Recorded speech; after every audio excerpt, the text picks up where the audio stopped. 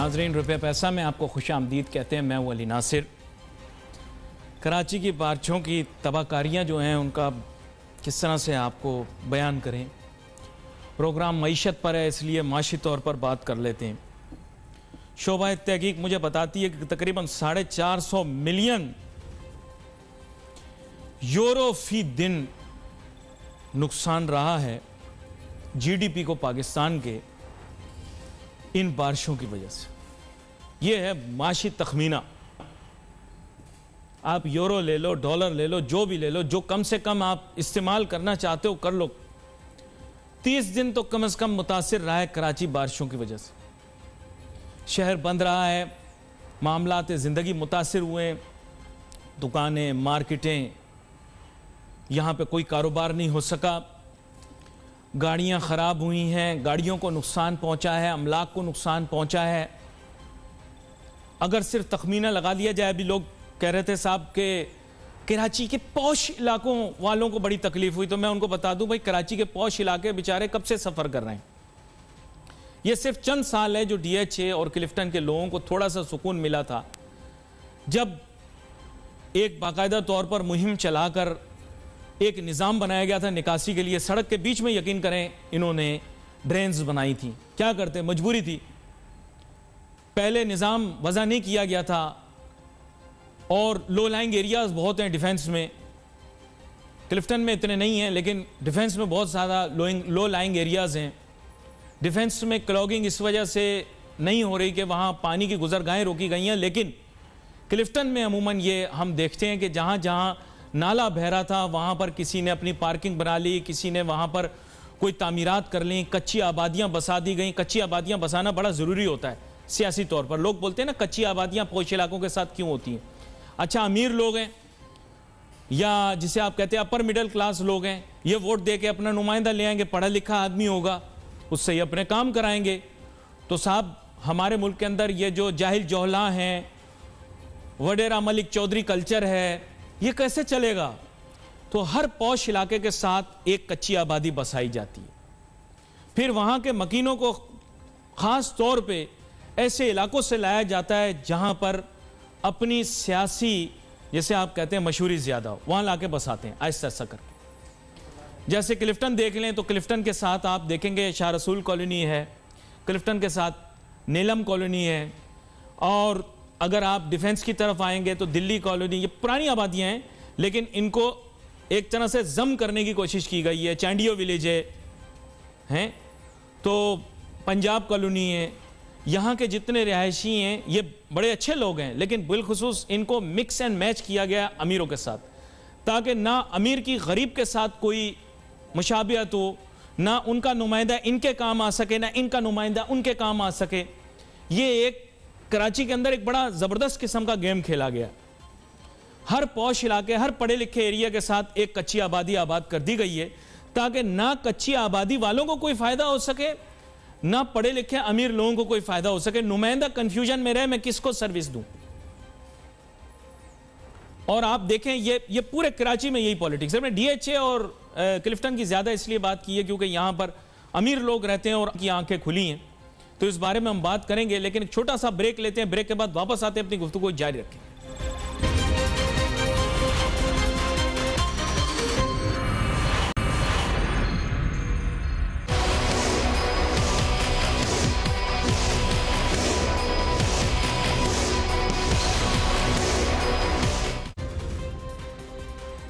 Welcome back after break. बड़ा eventful रहा है पिछला हफ्ता। बारिशें इतनी ज़्यादा हुई, कराची का इंफ्रास्ट्रक्चर उसको बर्दाश्त नहीं कर सका। फिर आपको पता है मुस्तकिल बुनियादों पर, let me use the term, the rains were unprecedented and we were overwhelmed. हमारे साथ सिराज कासिम तेली साहब मौजूद हैं, मारूफ ताजिर सनतकार रहनुमा हैं, किसी तारुफ के मोहताज नहीं है। इनका हालिया बयान जिसके अंदर इन्होंने कहा कि कराची को बुनियादी तौर पर इंफ्रास्ट्रक्चरल डेवलपमेंट के लिए फ़ौज और दीगर इदारों के हवाले कर दिया जाए ताकि वो काम करके दिखा दें, जिसकी वजह से इन्हें बहुत मकबूलियत और पजीराई हासिल हुई। ताहम कराची के अंदर वी सॉ एक कंप्लीट एंड कलेक्टिव फेलियर, और हम चाहेंगे सिराज कासिम तेली साहब इसके ऊपर भी रिव्यू करें, because situation has changed in a week. Siraj Kasim Teli साहब, इस पिछले हफ्ते में हालात यकसर तब्दील हो गए, तकरीबन तमाम इदारे फेल हो चुके हैं, और जिसके अंदर वो लोग भी शामिल हैं जिनका मैं जिक्र टीवी पे नहीं कर सकता, because infrastructure is now almost unmanageable and completely dilapidated. अब क्या व्यू देते हैं? भाई मेरा व्यू आज भी वही है, समझे। उसकी वजह है कि भाई जो इदारा का आप कह रहे हो, जिसका आप कह रहे हो नाम नहीं लेते, डिफेंस क्लिफ्टन का, वो इदारा अलग है, जिस इदारे का मैं कह रहा हूँ वो अलग है। और ये कैपेबिलिटी FWO और NTMA के पास है और किसी के पास नहीं है। बल्कि मैं तो ये कहूँगा कि डिफेंस का इलाका भी उनके हवाले किया जाए और कराची पूरा शहर अली के हवाले करें। 5 साल कर पूरा इंफ्रास्ट्रक्चर वापस से बनाए और सिंध गवर्नमेंट और फेडरल गवर्नमेंट उनको पैसे दे। और ये जितने भी इदारे जिनका ये काम था, चाहे वो सिंध हुकूमत कहते, चाहे वो DSA कहते, चाहे क्लिफ्टन कहते, इन सब का काम नहीं है, इनके पास कैपेबिलिटी नहीं है, वो नजर आ रहा है हमें। तो किसी ने तो बनाना है ना, किसी ने तो बनाना है ना भाई। तो हमारा मेरे ख्याल से तो एक इरादे, वरना तो फिर कौन रह गया?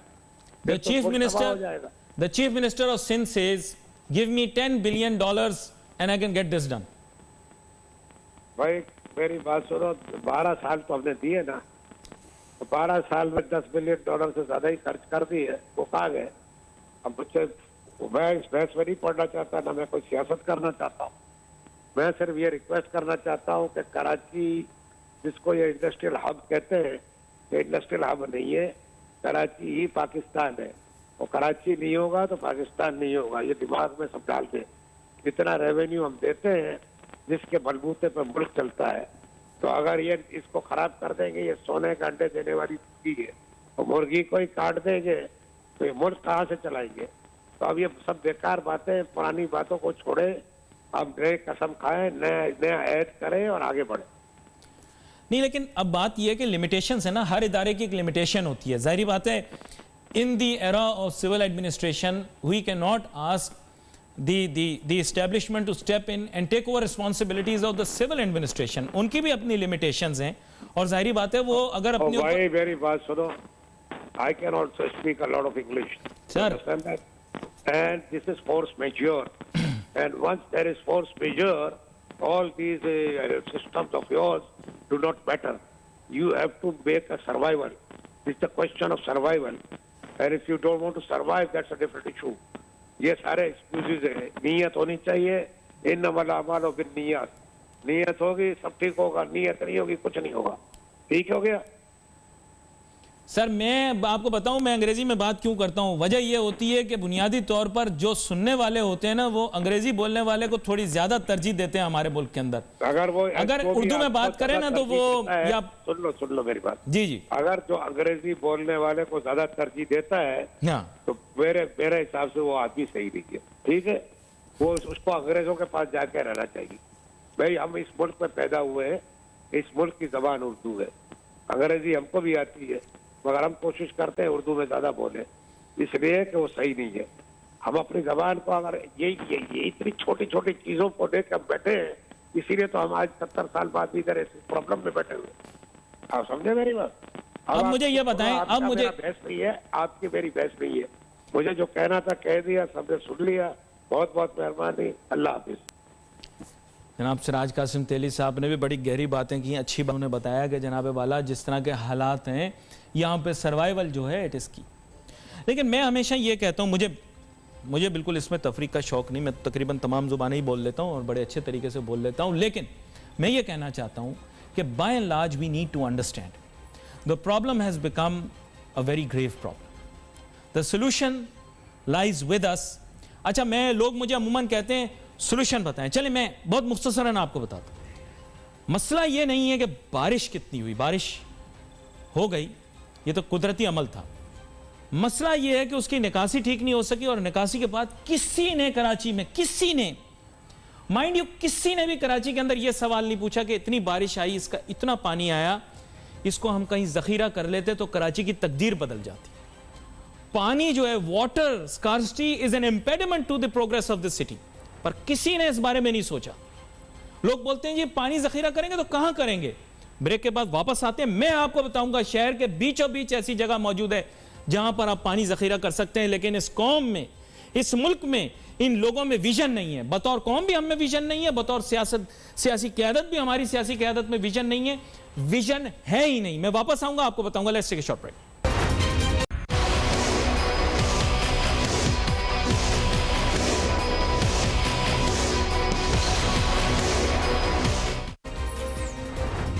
कोई बात नहीं, होता है, चलता है। ऐसा भी होता है, इंसान दीवार से भी सवाल करता है और कभी कभार वहाँ से जवाब नहीं आता।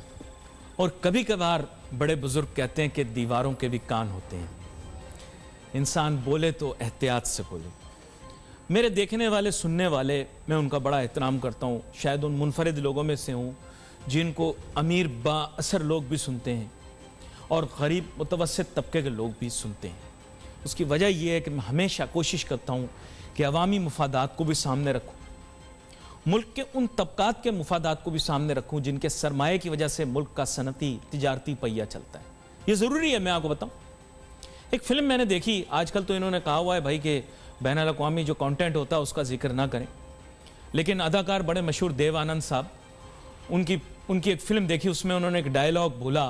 उन्होंने कहा कि मुल्क में 3 सियासी जमातें होनी चाहिए। एक अमीरों की सियासी जमात, वो अमीरों के मुफादात को देखे, सरमायाकारों के मुफादात को देखे, ताकि दौलत जिन लोगों के पास है वो मुल्क की तरक्की के अंदर अपना हिस्सा डालते रहें। ऐन ऐसा ही नहीं, लेकिन बयान कर रहा हूं वैसे जैसे उन्होंने जिक्र किया। एक सियासी जमात जो कि गरीबों की सियासी जमात, गरीबों के मुफादात की हिफाजत करे, गरीबों के मसाइल के बारे में बात करे, उनके मसाइल के हल के लिए कोशिश का विषय करे। और एक सियासी जमात मिली जुली, अमीरों की भी गरीबों की भी,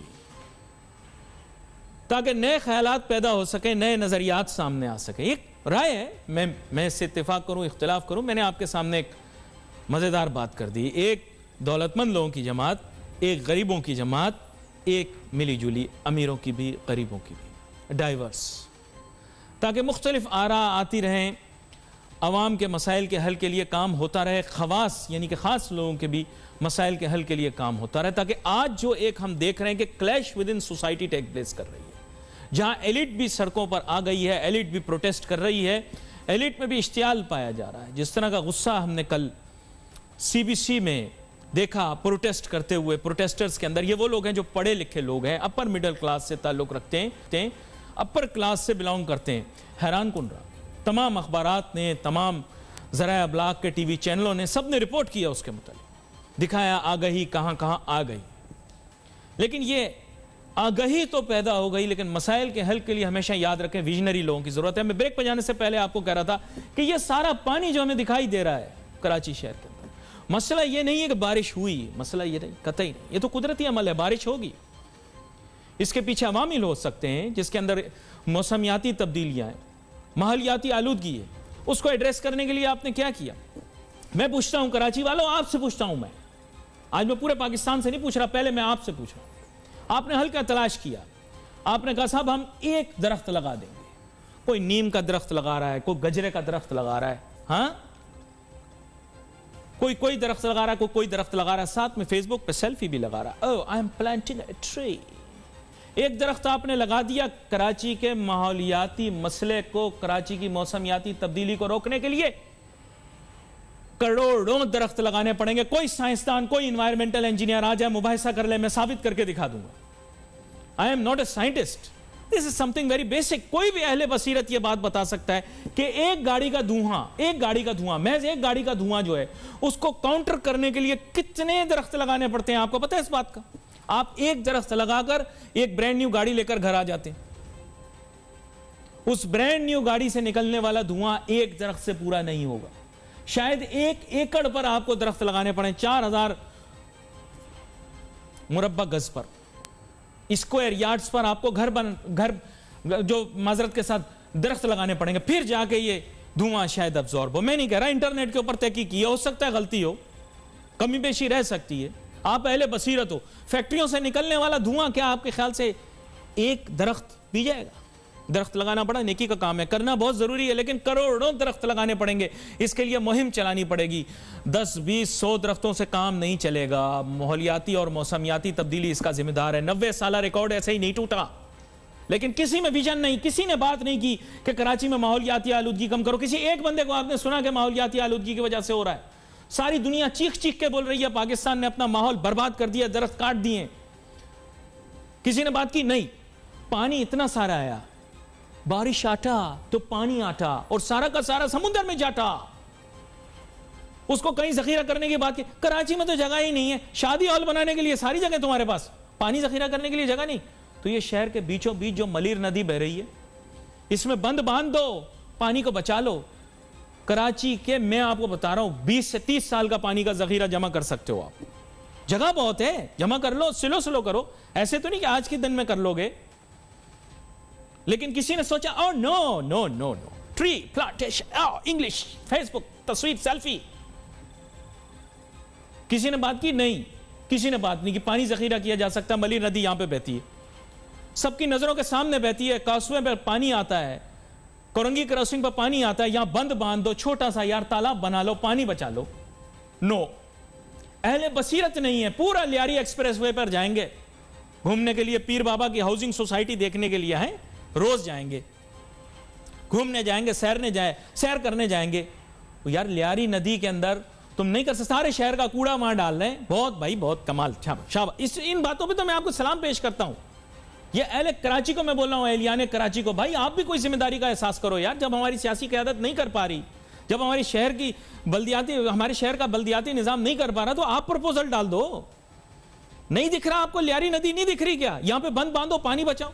गलत कह रहा हूं ना ज्यादा से ज्यादा तो 10 जगह आप और बता देंगे कि यहां पानी जखीरा कर लो। ये सारा पानी, ये सारा का सारा पानी आपने समुद्र में डंप किया यार, डंप कर दिया आपने।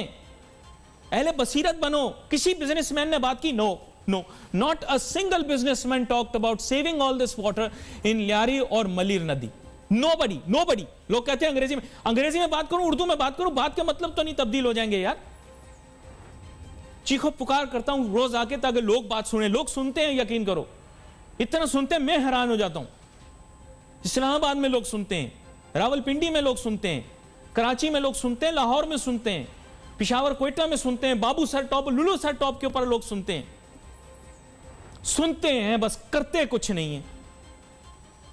ये पानी सारा महफूज हो जाता, यकीन करो, ये सारा जो मद होना है ना, ये सब खत्म हो जाता। लेकिन इस पानी के एक कतरे को भी बचाने के मुतालिक किसी ने नहीं सोचा तो अपने घर के बाहर खड़े होकर पानी आ गया,